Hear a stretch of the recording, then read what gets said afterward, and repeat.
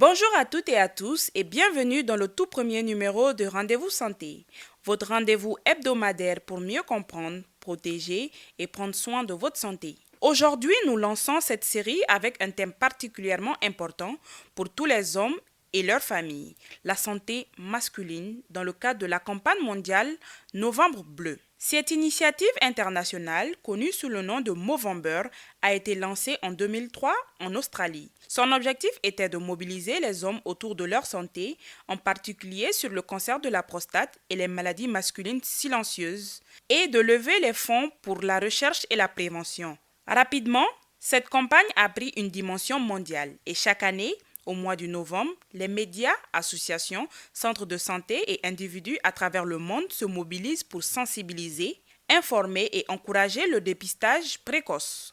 Le Mali a rejoint cette dynamique internationale et depuis quelques années, Novembre Bleu est célébré localement avec des campagnes d'information dans les villes et villages, des dépistages gratuits, des conférences et des émissions radio pour toucher le plus nombre de personnes. Pourquoi cette campagne est si cruciale ? Parce que le cancer de la prostate est le cancer masculin le plus fréquent dans notre pays. Et comme dans beaucoup de pays d'Afrique de l'Ouest, il est souvent diagnostiqué trop tard. Aujourd'hui, nous allons explorer ce sujet en profondeur avec des chiffres récents, des conseils de prévention, des témoignages de patients et l'expertise d'un professionnel de la santé. Bienvenue dans Rendez-vous Santé. Actualité santé. Pour comprendre l'importance de Novembre Bleu, il faut regarder les chiffres. Au Mali, selon les dernières données de l'Organisation mondiale de la santé et du Globocan 2022, le cancer représente une menace croissante. On estime que chaque année, près de 15 000 nouveaux cas de cancer sont diagnostiqués et plus de 10 000 décès surviennent à cause de cette maladie. Chez les hommes, le cancer de la prostate se classe parmi les 3 cancers les plus mortels et malheureusement, la majorité des cas sont découverts à un stade avancé, lorsque les traitements sont moins efficaces. En Afrique de l'Ouest, des données montrent qu'environ 263 000 nouveaux cas de cancer sont détectés chaque année, avec près de 174 000 décès. Et le cancer de la prostate est l'un des plus fréquents chez l'homme. Cette réalité souligne combien il est vital de détecter la maladie tôt, de sensibiliser et d'éduquer la population. Globalement, le cancer de la prostate est le deuxième cancer masculin le plus fréquent dans le monde. Derrière celui du poumon, les projections mondiales indiquent que le nombre de nouveaux cas pourrait être presque doublé d'ici 2040, atteignant près de 3 millions de cas par an, ce qui renforce l'importance d'une prévention précoce et d'une surveillance régulière. Dans ce contexte, la campagne Novembre Bleu a un double objectif: informer sur le risque et encourager le dépistage. Et au Mali, cette initiative s'accompagne de séances de sensibilisation dans les hôpitaux, les CCRF et par le biais des médias, y compris la radio, afin de toucher toutes les couches de la population. Bienvenue dans Rendez-vous Santé. Parlons maintenant des facteurs de risque. Le premier facteur et le plus déterminant est l'âge. Le risque de développer un cancer de la prostate augmente considérablement après 50 ans. Les antécédents familiaux sont également un indicateur important. Si un père ou un frère a été atteint, le risque pour l'homme augmente. D'autres facteurs incluent une alimentation riche en graisse, le tabac, l'alcool et un mode de vie sédentaire. Quant aux symptômes, ils sont parfois discrets au début, mais certains signes doivent alerter. Difficulté à uriner, douleur dans le bas du dos ou le bassin, présence de sang dans l'urine ou encore besoin fréquent d'uriner la nuit. Si vous observez l'un de ces symptômes, il est impératif de consulter rapidement un professionnel de santé. En matière de prévention, rien de plus efficace que le dépistage régulier, combiné à une alimentation équilibrée, de l'activité physique et de la limitation du tabac et de l'alcool. Ces gestes simples peuvent significativement réduire des risques et permettre un diagnostic à temps si la maladie survient. Bienvenue dans Rendez-vous Santé. Aujourd'hui, nous nous rendons au cœur du service urologie pour rencontrer 2 spécialistes qui accompagnent les hommes dans la prévention du cancer et de la prostate. Moi, je suis le docteur Guissé Souleymane, je suis chirurgien urologue et j'évolue dans le privé. Moi, c'est docteur Koulibaly Hassana Dichinoko. Je suis chirurgien urologue également. Je évolue dans le privé. Donc, je suis urologue libéral. Et est-ce que vous pouvez nous parler de l'association des urologues ? Bien sûr. Peut-être je vais commencer par vous parler de l'urologie d'abord. C'est quoi l'urologie? Alors, l'urologie, c'est une spécialité médico-chirurgicale qui s'occupe de l'appareil urinaire et chez l'homme et chez la femme. Qui part de l'appareil urinaire, c'est des reins jusqu'à la sortie des urines, donc tout ce qui est dedans. Et chez l'homme, en plus de l'appareil urinaire, l'urologue s'occupe des organes génitaux de l'homme. Il y a certains même qui disent entre guillemets que l'urologue est le gynécologue de l'homme. Bien entendu, on va parler de l'association malienne d'urologie qui rassemble tous les urologues du Mali en fait et les urologues en formation. C'est quoi la différence? Les urologues, c'est des spécialistes qui sont déjà confirmés. Quand on dit urologue en formation, c'est des médecins qui sont dans la spécialisation en urologie. Donc c'est une société savante en fait. Ce n'est pas une association à but lucratif ou politique, non. C'est une société savante, scientifique. Voilà, donc qui est organisée comme toute association. Il y a un président composé de plusieurs éléments de bureau. D'accord? Donc, comme j'ai dit, ça englobe tous les urologues du Mali qui sont au Mali ou ailleurs. D'accord? Il y a des urologues maliens qui sont installés ailleurs, mais ils sont tous dans notre association. Et l'association malienne d'urologie fait beaucoup d'activités scientifiques au Mali, aussi bien au niveau national qu'international. Donc, comme activité scientifique, l'association malienne d'urologie a organisé son premier congrès international d'urologie en 2017. Le second s'est déroulé en 2023, décembre 2023.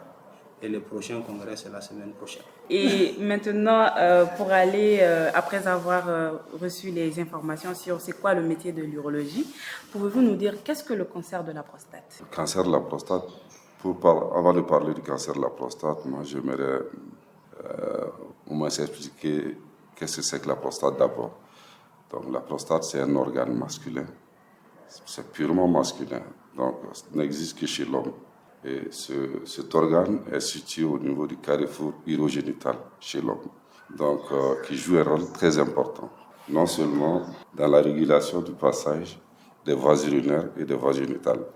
Donc le cancer est une tumeur qui peut atteindre cet organe comme tout autre organe. Et ce cancer, le risque de ce cancer, de survenir de ce cancer dépend de plusieurs facteurs, notamment l'âge chez l'homme. Au fur et à mesure qu'on avance en âge, on est plus susceptible de faire ce cancer. Donc, d'où le dépistage à partir de 45 ans. Cette année, on a inclus les hommes de plus de 45 ans, le dépistage précoce, pour un traitement, dans l'avenir, un traitement curateur. Donc, l'avantage de faire un dépistage précoce permet de traiter la maladie. Donc, c'est surtout ça. D'accord. Est-ce que vous pouvez nous dire quelles sont les conséquences si le dépistage ne se fait pas tôt et qu'on arrive à avoir cette maladie-là? Le dépistage précoce permet de traiter la maladie et de guérir la maladie.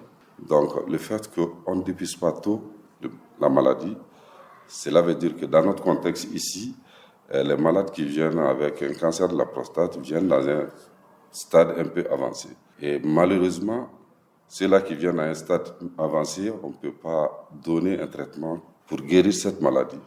Donc, on est obligé de rester dans le palliatif. Vous comprenez?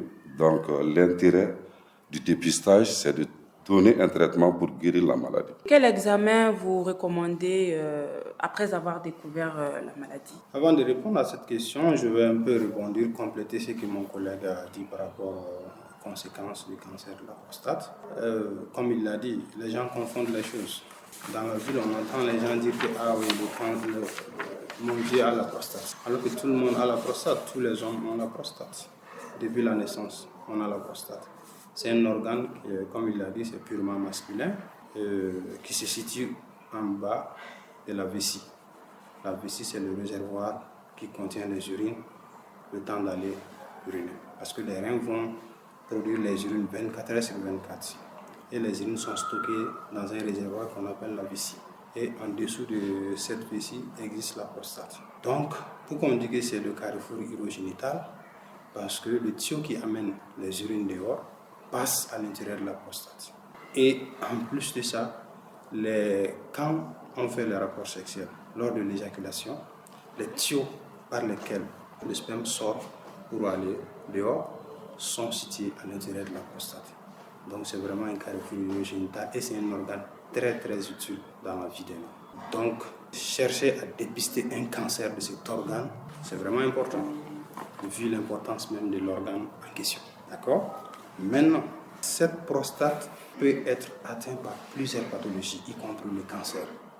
En dehors du cancer, il y a les infections qu'on appelle les prostatites, les inflammations de la prostate qu'on appelle les prostatites, qui surviennent surtout chez les sujets jeunes. Et il y a l'hypertrophie bénigne de la prostate, l'adénome de la prostate. La prostate peut être augmentée de volume sans que ça soit un cancer. C'est ce qu'on appelle adénome. Et c'est ce que les profanes appellent couramment adénome benachoraba. Mais il y a le cancer à côté. Maintenant, le cancer, de façon générale, un cancer, c'est une augmentation, une tumeur de l'organe qui est consécutive à une multiplication anarchique des cellules de l'organe en question. C'est-à-dire, en temps normal, les cellules peuvent se multiplier. Il y a de façon physiologique, les cellules se multiplient. Il y en a qui se développent et d'autres meurent de façon programmée. Mais dans le cancer, il n'y a aucun ordre. Il y a une multiplication anarchique des cellules. C'est ça le cancer, de façon étymologique, c'est ça le cancer. Donc ce cancer, ça peut atteindre la prostate comme ça peut atteindre d'autres organes, n'importe quel organe du corps humain. D'accord? Maintenant, quand le cancer de la prostate n'est pas diagnostiqué tôt, quelles sont les conséquences? Il y en a plusieurs. Parce que pourquoi on dit de faire le dépistage? Quand on fait le dépistage et qu'on pose le diagnostic assez tôt, on va traiter le cancer dans un stade où on peut le guérir complètement. C'est ça l'objectif en fait. Mais dépasser ce stade, les conséquences vont survenir. Il y a vu que le tuyau là, qui amène les urines dehors, passe dans la prostate. Donc quand la prostate prend du volume, le cancer se développe beaucoup, ça peut boucher le tuyau. Donc il va avoir une difficulté pour uriner. Ça c'est la première des choses. Autre chose, ça peut jouer sur les reins. Pourquoi? Parce que quand les reins produisent les urines descendent par 2 tuyaux pour arriver dans la vessie. Et ces 2 tuyaux-là sont accouchés dans la vessie. On appelle ça les tuyaux, on les appelle les urétères. Et leur zone d'accouchement, on appelle les méas urétéraux. Donc la prostate là peut envahir ces méas. Le cancer va envahir ces méas et créer une obstruction. Donc les reins vont en souffrir. Ils vont se dilater parce que les urines sont produites et elles ne sont pas correctement évacuées. Donc les reins vont se dilater jusqu'à entraîner une insuffisance rénale. Donc un cancer de prostate non pris en charge à temps peut même entraîner une insuffisance rénale. Ça c'est l'une des conséquences. D'autres conséquences c'est quoi? Quand ce n'est pas pris en charge à temps, c'est ce qu'on appelle les métastases. Le cancer il va atteindre d'autres organes. Ça c'est tous les cancers. Ça peut atteindre d'autres organes. C'est ce qu'on appelle les métastases. Donc le cancer de la prostate, son premier site de métastase, ça c'est les os. C'est pourquoi on dit que c'est un cancer ostéophile. Il aime les os.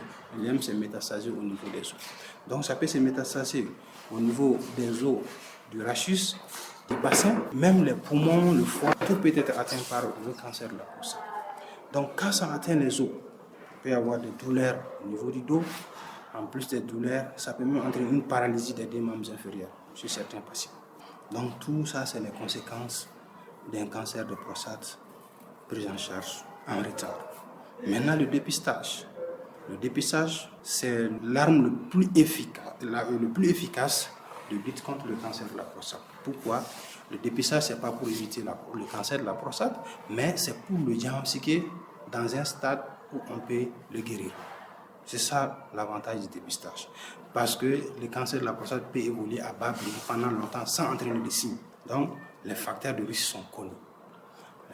Entre autres, on a des facteurs comme l'âge. L'âge est le premier facteur de risque de cancer de prostate. Le fait d'être noir est un facteur de risque de cancer de prostate. Oui. Pouvez-vous un peu développer cette partie-là? Les études, c'est des études qui ont montré, des études scientifiques avec des niveaux de preuve très élevés qui ont montré que le sujet noir fait beaucoup plus de cancer de prostate que le sujet de peau blanche. Que ce soit en Afrique, même en Europe. Par exemple, quand on prend les zones comme les Antilles françaises, les États-Unis, les Afro-Américains font plus de cancer de prostate que les Caucasiens. Et cela est dû à l'organe qui fait que les Noirs sont noirs et les personnes de peau blanche sont blanches. Voilà, c'est ça. On n'a pas, parce qu'en matière de cancer, on ne dit pas que l'étiologie c'est ça, mais on dit qu'il y a des facteurs de risque Les facteurs de risque, ça veut dire quoi? Quand on voit telle chose, ça veut dire qu'il y a plus de chances de développer un cancer chez telle personne qui a ces facteurs de risque que l'autre qui n'a pas ces facteurs de risque. Donc le premier facteur de risque, c'est l'âge. Il y a l'origine ethnique, le fait d'être descendant, soit africain, noir ou bien descendant de noir, ça c'est un facteur de risque. Il y a l'exposition à certains produits, tels que les pesticides, ça c'est un facteur de risque de cancer de prostate. Il y a aussi le fait d'être en surpoids, l'obésité. L'obésité, c'est un facteur de risque de développer des formes de cancer de prostate les plus graves aussi. Donc, il y a beaucoup de facteurs de risque. Donc, chez nous, au Mali, pourquoi on dit de faire le dépistage depuis 45 ans? Parce qu'on est noir. Donc, on est plus exposé à faire le cancer de la prostate. Et le seul moyen de le guérir, c'est de le diagnostiquer tôt. Et plus il est diagnostiqué tôt, on le sait, plus une maladie est diagnostiquée tôt, la prise en charge est moins coûteuse. Ça, c'est clair. Ça, c'est dans toutes les pathologies. Et selon vous, comment est-ce que les familles peuvent aider en sensibilisant, notamment les femmes, en sensibilisant et en poussant leur mari à faire ce dépistage très tôt? Qu'est-ce qu'on peut faire pour aider? Comme on l'a si bien dit, à partir de 45 ans, très généralement, les hommes maliens sont mariés très tôt. Donc, voilà.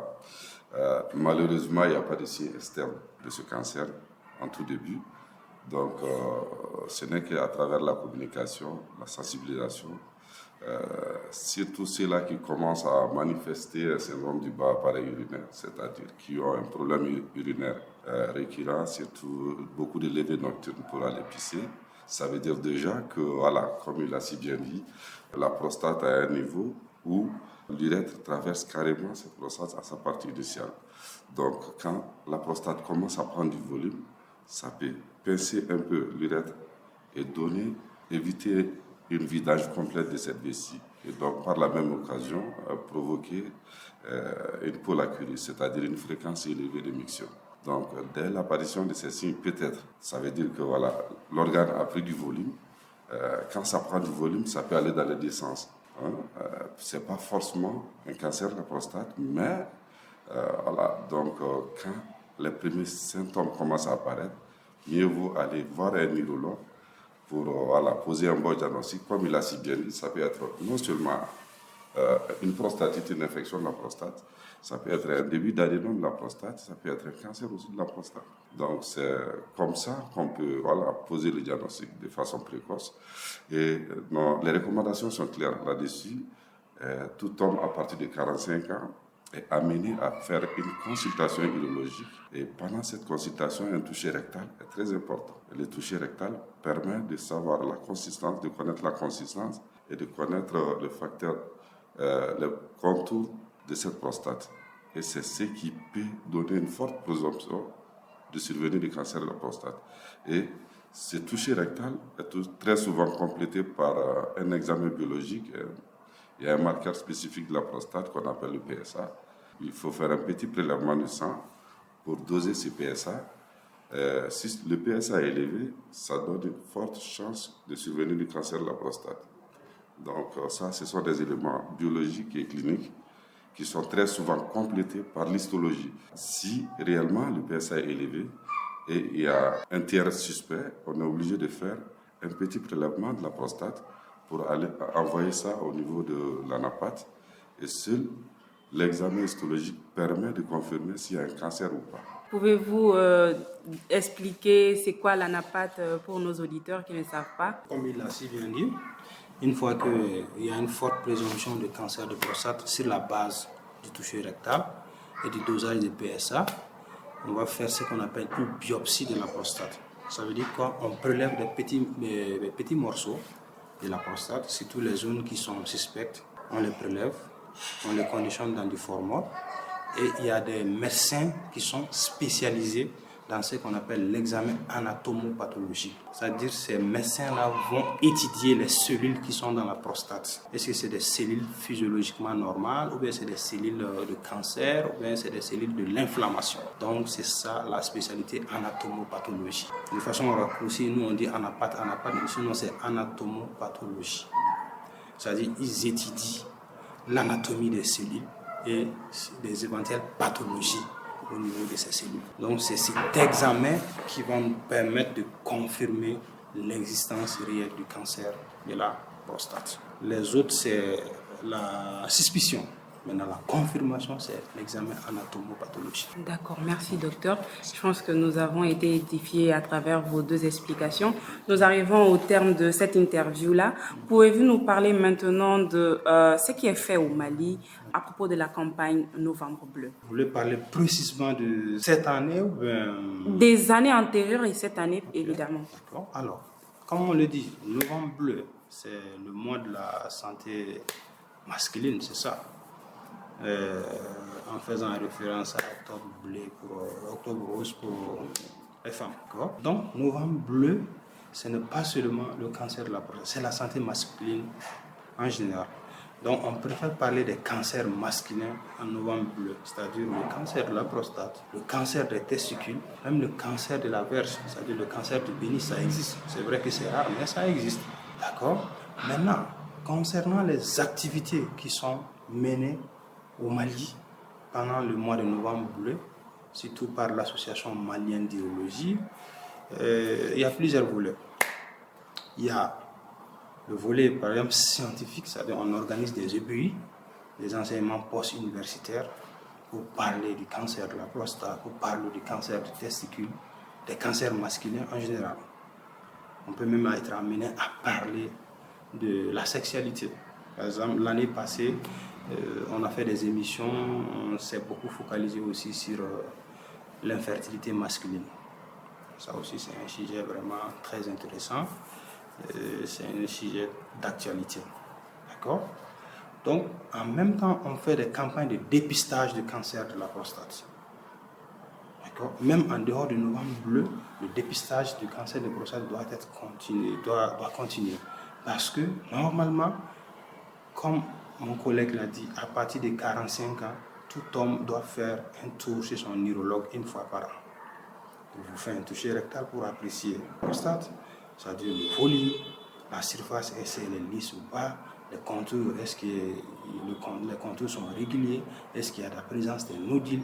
Ça, c'est des éléments qui nous font penser au cancer de la prostate. Et c'est en décours de ce toucher rectal, on s'est dit s'il faut faire d'autres investigations pour diagnostiquer le cancer de la prostate.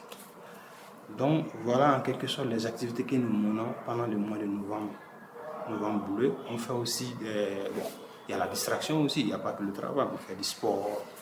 D'accord? Maintenant, cette année, il y a une organisation différente parce qu'on a eu d'autres partenaires qui ont décidé de nous accompagner parce qu'ils trouvent que vraiment ce que nous faisons, c'est très bien. Donc, il faut encourager ce qui est bien, quoi. Donc, il y a l'ONACER, l'Office national de la santé de la reproduction, qui s'est beaucoup impliqué, et le ministère de la Santé, qui sont beaucoup impliqués. Donc, la campagne continue. Cette année, la particularité a été qu'on a même des cliniques mobiles. Ça veut dire qu'on a des équipes mobiles qui, pendant tout le mois de novembre, qui font des journées de dépistage dans différentes structures à Bamako, tous les CHU, tous les grands hôpitaux de Bamako, plus les CCRF, les centres de santé de référence de Bamako, sont concernés par ces dépistages. Même en région où il y a des urologues, ils font les dépistages de cancer de la prostate.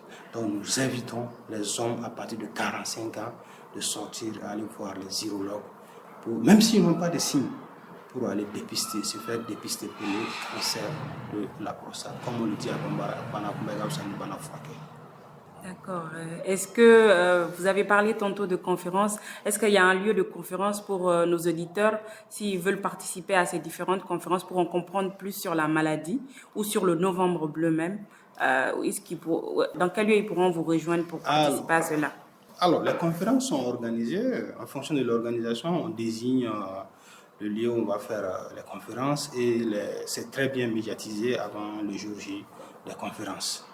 Maintenant, par exemple, il y a le congrès d'urologie la semaine prochaine qui va commencer, c'est le 26, 27, 28, 29 novembre. Ça va se faire à l'école de maintien de la paix à Liu Blonambé. on va parler en long et en large du cancer de la prostate, tous ces aspects, c'est sûr.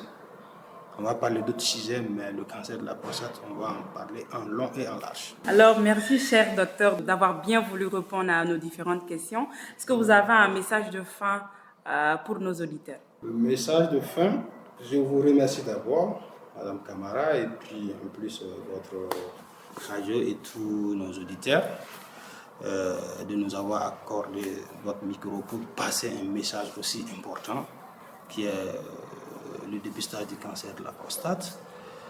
Et puis, je ne vais pas me lasser de répéter, de revenir sur le dépistage du cancer de la prostate.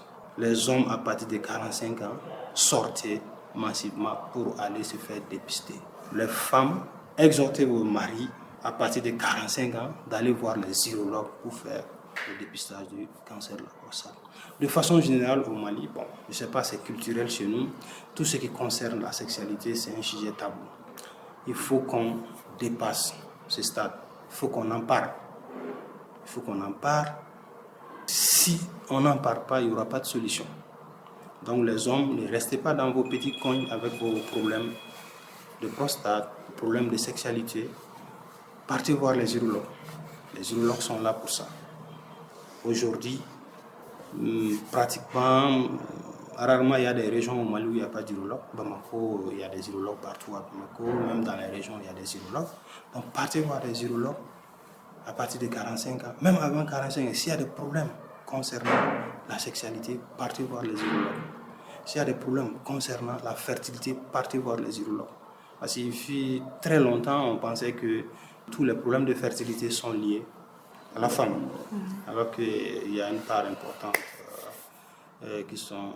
qui est attribuée aux hommes. Hein. Donc les hommes, on a fait quelques mois ou quelques années de mariage. La femme, madame, est allée consulter les gynécologues, elle a pris beaucoup de médicaments. Mais posez-vous la question, est-ce qu'il n'y a pas un petit problème chez moi aussi? Voilà, donc s'ils acceptent de venir consulter, il y aura des solutions. Donc le message est clair.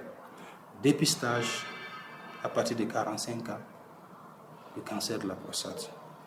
À partir de 45 ans, une consultation par an chez l'urologue, c'est largement suffisant. Une consultation par an, c'est largement suffisant. Et en dehors de ça, s'il y a d'autres problèmes que vous ne comprenez pas, venez voir les urologues. Et ayant en tête qu'il y a d'autres cancers en dehors du cancer de la prostate. Il y a le cancer du testicule, il y a le cancer de la verge. Concernant la santé masculine, il y a des problèmes de sexualité, la dysfonction érectile, l'infertilité masculine, tout est pris en charge dans les services d'urologie de façon efficace. Merci docteur, merci pour tous vos mots. Docteur, un mot de fin? Bon, c'est très difficile de parler après ce monsieur. Je pense qu'il a dit l'essentiel de notre préoccupation, c'est-à-dire nous n'annonçons pas de demander à la population de faire des consultations à partir de 45 ans chez tous les hommes pour dépister le cancer de la prostate. Nous remercions votre ONG à travers votre radio de nous avoir offert ce créneau pour parler des sujets d'urologie. Voilà, comme il a si bien dit, l'urologie, ce n'est pas que la prostate, c'est d'autres pathologies, les pathologies lithiasiques, il y a beaucoup de... Voilà. Donc, pour ce qui nous concerne cette fois-ci, c'était le cancer de la prostate, il y a d'autres cancers, il y a le sujet de dysfonctionnement érectile, il y a beaucoup d'autres sujets. Donc, je pense qu'ultérieurement, on aura l'occasion de parler d'autres pathologies. Voilà, donc on vous invite à nous assister, à nous accompagner pendant le mois de novembre bleu. Les activités continuent, il y a le congrès et tout le monde est invité. Puis voilà, donc on remercie nos auditeurs. Et franchement, merci beaucoup. Merci Dr Guissé Souleymane et Dr Koulibaly Lassana Tchemoro pour ces conseils essentiels. Chers auditeurs, souvenez-vous, prendre soin de votre santé maintenant peut réellement sauver des vies. Et le soutien de vos proches est tout aussi important. Pour conclure ce numéro de Rendez-vous Santé, Novembre Bleu est plus qu'une simple campagne. C'est un appel à l'action pour tous les hommes et leurs familles. Messieurs, prenez rendez-vous pour un dépistage régulier, même si vous ne ressentez aucun symptôme. Mesdames, encouragez vos proches à le faire. Chaque geste compte, chaque consultation peut faire la différence. Restez avec nous chaque semaine, nous continuerons à explorer les sujets de santé qui vous concernent au quotidien, à partager des conseils pratiques, des témoignages et à inviter des experts pour répondre à vos questions. Cette émission vous a été présentée par Djelika Silla et mise en onde par Salim Djouara. Merci d'avoir écouté ce premier numéro de Rendez-vous Santé. À la semaine prochaine. Votre santé, c'est votre force. Votre bien-être, c'est votre avenir. Bienvenue dans Rendez-vous Santé, l'émission qui informe, qui rassure et qui vous accompagne chaque semaine. Pour prendre soin de vous et de ceux que vous aimez. Rendez-vous Santé, parce que comprendre, c'est déjà guérir.